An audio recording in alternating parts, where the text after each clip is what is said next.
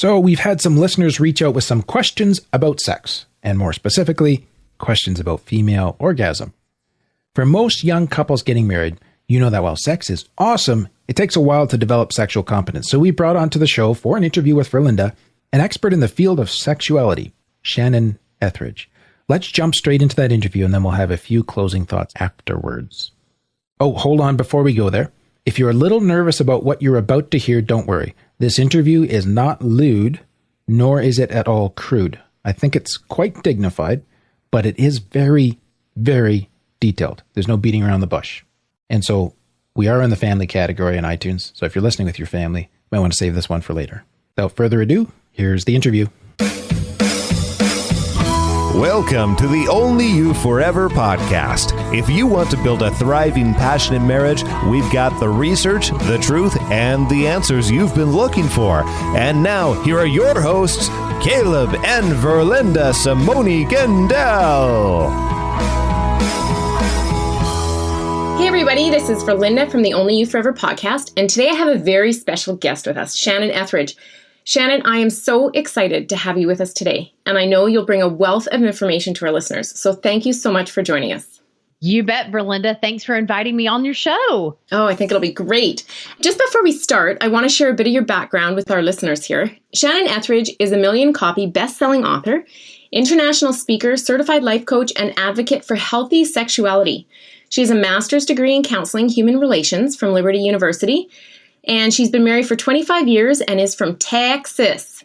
Shannon's a highly recommended resource from Caleb and myself with regard to sexual issues in a Christian marriage. So just before we jump into our topic today, Shannon, can you tell us your story as to how you came to specialize in writing and speaking about sexual issues? Sure. People find that very odd that the one topic on the planet that most people don't feel comfortable about, I am uber comfortable with it. Yeah. But I think that it was probably because of my own personal journey. As a teenager, from about the ages of 15 to 20 years old, I had a very promiscuous sex life and never really understood that the root cause of that was that I felt so disconnected from my dad and my brother. And I've even traced that back to when I was 4 years old. I had an 8-year-old sister that died, and my brother was 10 at the time. And so really our whole family just shut down at that point. And so I grew up very hungry for attention and affection. And then when I turned 11 or 12 and started developing breasts and hips, I had some uncles in my family who proceeded to teach me how to get attention and affection by playing their little inappropriate games. And so that kind of groomed me until when I was 14 years old, I gave my virginity away looking for that love in all the wrong places. And that just started me on a trajectory for the next 5 to 6 years.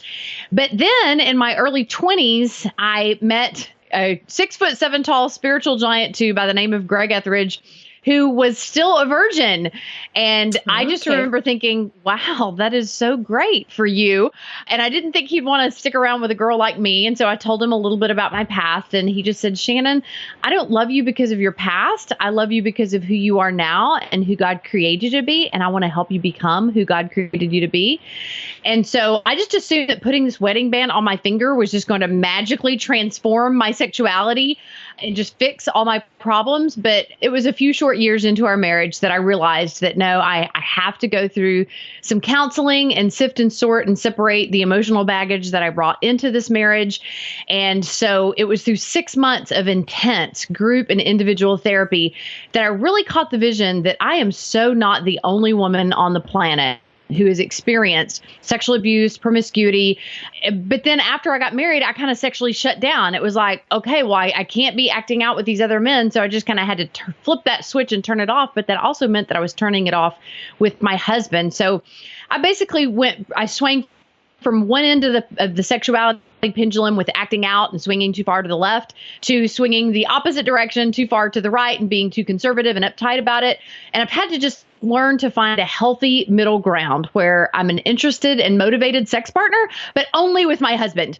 And Verlinda, I have to tell you that this past week we celebrated 25 years of marriage. So I definitely think that it's a success story. And I just love helping other people create their own sexual success stories as well. Well, that is awesome. Congratulations on 25 years. That's neat. Thank you. Thank you. Well, I think a lot of our audience can relate to you. A lot of them are those young, newlywed Christian wives. And, maybe they haven't had the promiscuous past, but they're expected to go from zero sexual activity to being sexually competent overnight.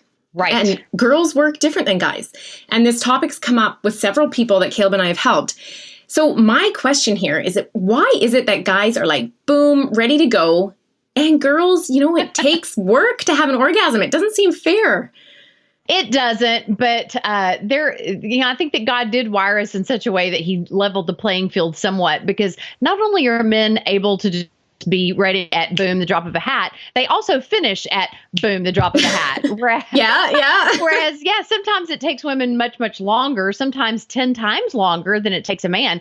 But that just means that we get to lay back and experience the pleasure for that much longer. So this is not a race. This is not he finishes the race so much faster, so I just shouldn't expect him to do this for me. No. He enjoys what he's doing for you if he's a good lover, and he should have all the patience in the world with you in order to reach that climactic point. And so like we say on Sexy Marriage Radio, that's a podcast that I do with Dr. Corey Allen. He brought it up one day that on average, it takes a couple 18 years to settle into a really smooth sexual groove together. And so, it may feel like a headache in your first years of marriage that you're wired so differently and you start so differently and you stop so differently. And it's like craziness sometimes, but you work at it, you really do. It's like dancing. You learn the same step. Yeah. And it just becomes smoother and smoother and more enjoyable and more euphoric. That's great. Well, that kind of leads to my next question then, which is, how can a young Christian wife help her husband help her have an orgasm? And before you answer that, I'm going to sidebar for a moment here to say that we have a special recording you can get in addition to this interview. And I took 5 minutes to ask Shannon to speak to husbands. So if you're a husband wanting to help your wife, or a wife wanting to give something to your husband so he can help you, in this additional recording, Shannon speaks directly to husbands about how he can help his wife achieve orgasm. So to receive this additional download, text the word podcast to 9292 spouse. So message and data rates may apply. Once again, all you need to do is text the word podcast to 9292 spouse, and we'll get you set up with this bonus content. But back to our topic at hand here, Shannon. How can a young Christian wife help her husband help her to have an orgasm? What can she do? Well, first of all, she needs to realize that even though he's definitely a participant, it's not his responsibility. Okay. I think that a lot of women go into a sexual experience with their husbands expecting that he's going to know all the right places to push, all the right places to, like what amount of pressure and how long and all that jazz. But the reality is that men don't have a vagina. And so it's really unfair of us to just expect that he should know what he's doing. You teach people how to treat you, and in the same vein, you have to teach your husband what you find enjoyable. And so the first thing I would recommend that women do is get comfortable in your own skin, because if you're uncomfortable with this process, your brain is going to automatically be shut down. And the reality is that our largest sex organ isn't between our legs, it's between our ears. That it's what happens in the brain that triggers both engorgement and orgasm. So, Verlinda, let me kind of explain the whole engorgement thing, because it's not something that we've really heard in our church culture. You certainly don't hear anything mentioned about that in sermons from pastors. No, not much. So basically, when little girls and little boys are conceived in their mother's womb, they start out with the same genitalia. And what happens is after about the 4th month of gestation, I believe that if there are Y chromosomes, then the clitoris sprouts and becomes a penis. So you have to think in terms of the female clitoris as being the primary stimulated sex organ, that's where her orgasmic trigger will be tripped, is through stimulating the clitoris. And if you don't know where that is, basically if you just draw a line from her belly button straight down to her vagina, as soon as her labia split apart, the clitoris is just underneath a hood of skin. So it kind of helps to maybe push the labia back a little bit. And that exposes this really sensitive area.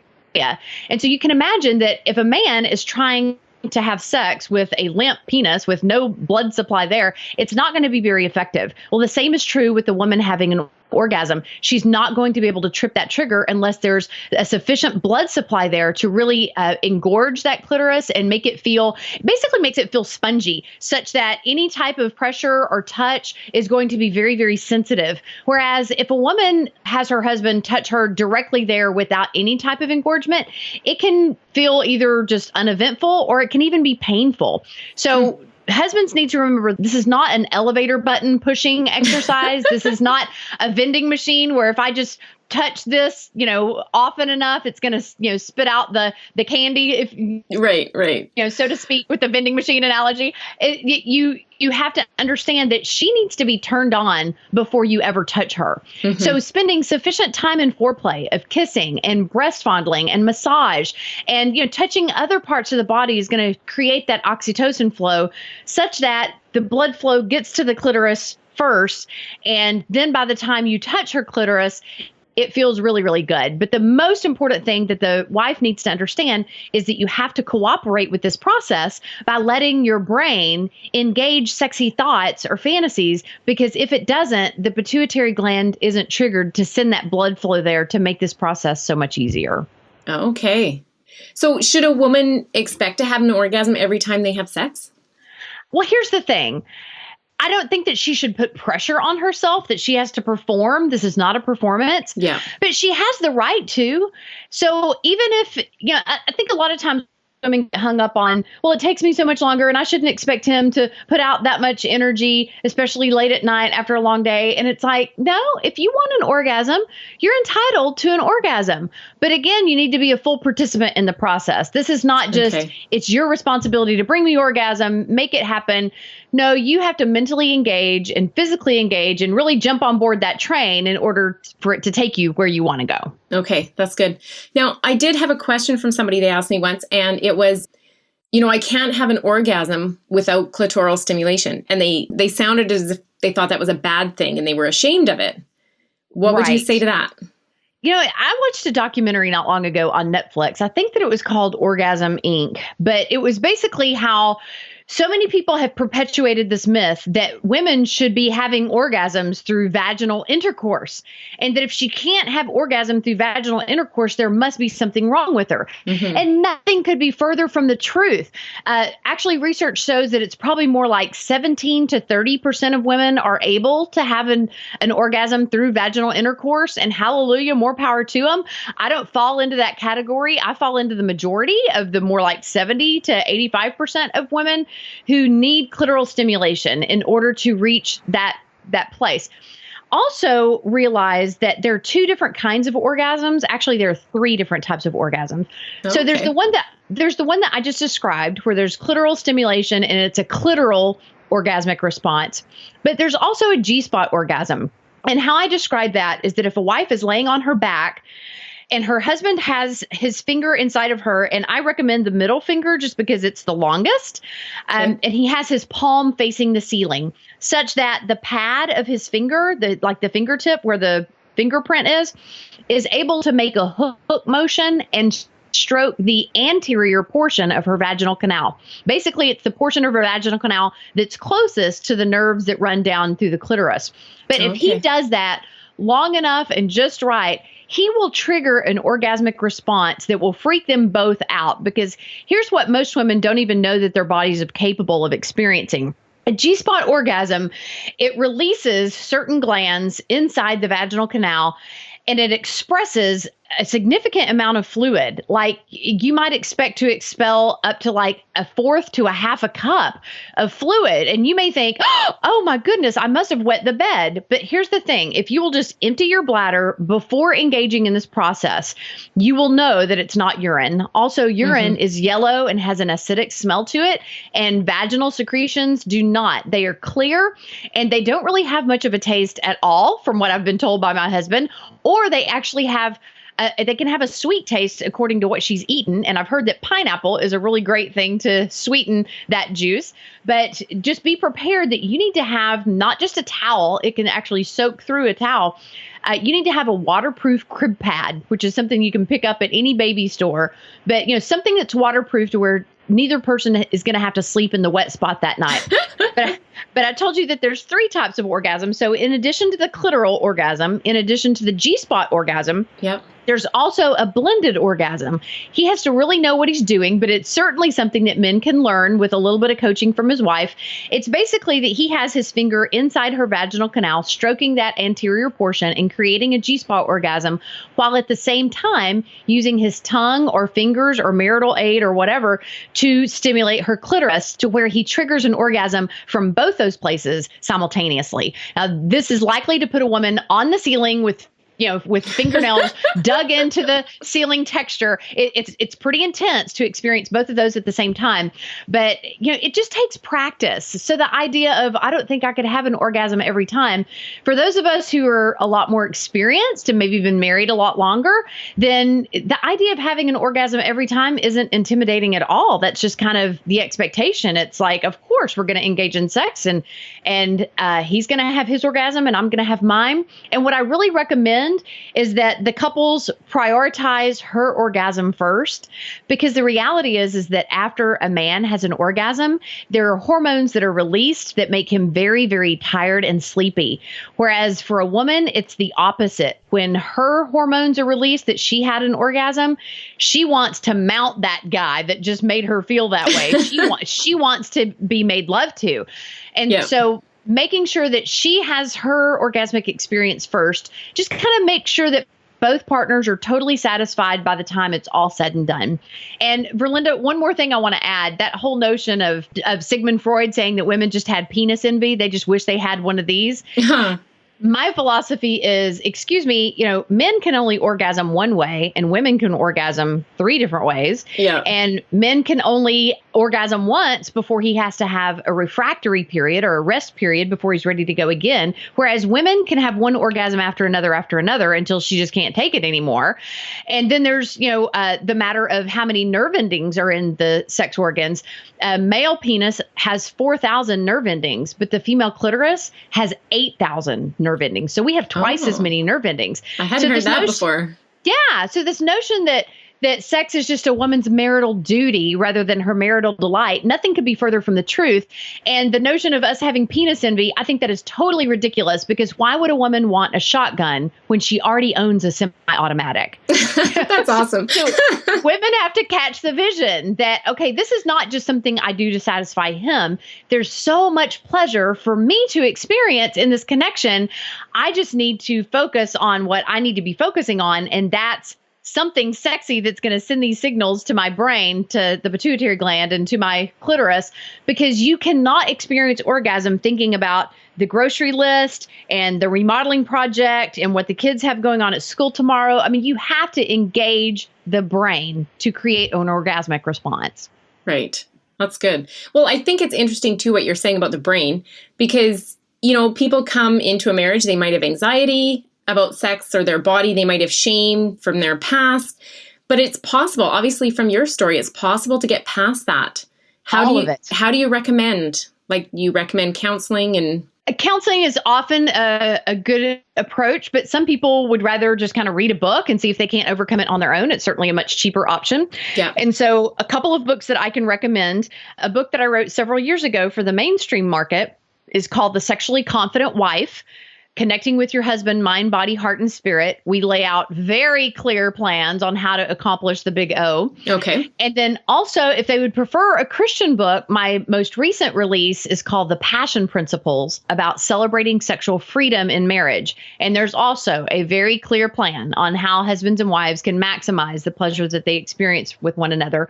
But yes, I often do coaching with couples or females in order to help them sift and sort and separate the baggage that keeps them from experiencing this kind of pleasure. Because, there's a long laundry list of issues that it could be. It could be poor body image. It could be a legalistic upbringing where if you're told repeatedly, good girls don't, it's really hard to silence that voice in your head long enough to experience this euphoric pleasure that we're describing. And so sometimes it really does help to talk with someone who can kind of coach you through that process. And another thing I want to mention for Linda is I do these 4-day intensive workshops for women who are having any type of sexual hang up. And so whether it's they've swung too far to the left and they've acted out either prior to marriage or within their marriage, or maybe they've swung too far to the right and they've just literally shut down in marriage and there's not a lot of sex happening at all and she's not quite sure why, I invest 4 days with a small group of 8 to 10 women in my living room. And I do this about 5 or 6 times a year. But we unpack the first 20 years of their life and look at some of the most significant traumatic experiences that created negative emotions that they didn't know how to process those at the time. They most likely stuffed them in the basement of their soul. And sometimes it's those emotions that keep them from feeling the freedom to engage in this type of, sexual freedom. And so I just recommend for people to go to shannonethridge.com and click on the workshops link and read more about Women at the Well workshops, because we have sent so many women home so lighter, so freer, so eager to connect with their husbands.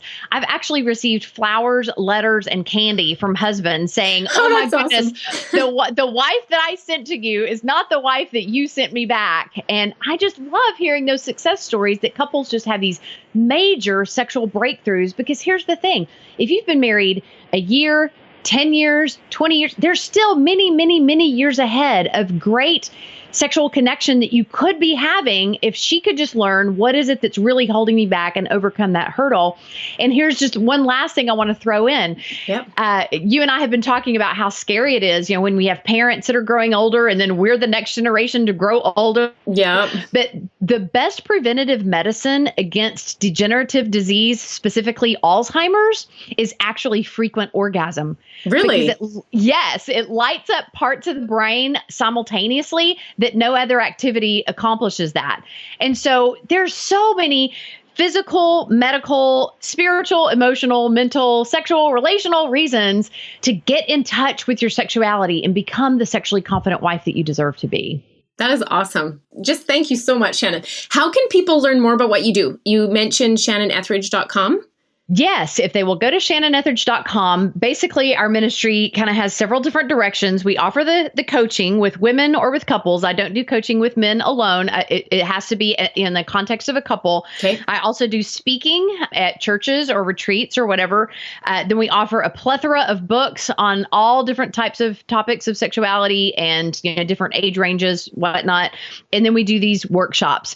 And then I also just have to mention that for people who are listening to what you and I are doing and going, I think I could do that someday. I wonder if God wants me to speak or to write about passions that are really near and dear to me. I would also encourage them, while they're on the website, to look at my BLAST mentorship program, which stands for Building Leaders, Authors, Speakers, and Teachers. Because I think that God is looking for a lot more people who are willing to put themselves out there and just speak or write or counsel or lead on these topics that God lays on their hearts. That's good. That's great. Well, thank you so much for this and for being with us today, Shannon. You gave us a lot of valuable insights, and I know our audience is going to love it. So thank you so much. You bet. I appreciate the time, and God bless you guys. Thank you. So for our listeners, remember we will provide links to Shannon Ethridge's site and any that we've mentioned at oyf.link/57 if you didn't get all that info. Well, Verlinda, that was an awesome interview. Shannon was just great. Oh, you did great too. Oh, thanks, honey. Yes. And for our audience, I hope you found this helpful for you and a real blessing to your marriage. Yeah, I think we should point out that one of God's greatest gifts is the pleasure of healthy sexuality experienced within marriage. So we hope you're enjoying this blessing too, but we also know that there's a whole lot of stress and anxiety and even conflict that happens in marriages around sex. But it doesn't have to be that way. And if one of your frustrations has been the inability to orgasm, we trust that this will be a huge help to you. Mm-hmm. And don't forget about the bonus recording we'd love to hook you up with. If you're a husband who wants to do his best for his wife, or you're a wife listening to this and your husband is like that, this bonus content is for any husband who wants to be the Mac Daddy for his wife. So to get that additional content from Verlinda and Shannon, text the word podcast to 9292 spouse. Message and data rates may apply. Once again, all you need to do is text the word podcast to 9292 spouse, and we'll get you a link to that bonus recording specifically for husbands, how you can help your wife. Well, that's all for today's episode. We told you We wanted to help you build a thriving, passionate marriage, and we're pretty sure today's episode really delivered on the passion part. Mm-hmm. And we've had a lot of people tell us, before we go over, Linda, that one thing they struggle with in their marriage, especially if they've had kids, is spending more time together. So we're going to be talking about creating time together as a couple in our next episode. Don't miss it, and we'll see you then. Thank you for listening to the OnlyYouForever.com podcast. Please help us reach and influence a wider audience by rating and reviewing our podcast at OnlyYouForever.com/love. Thanks for listening, and we'll see you next week.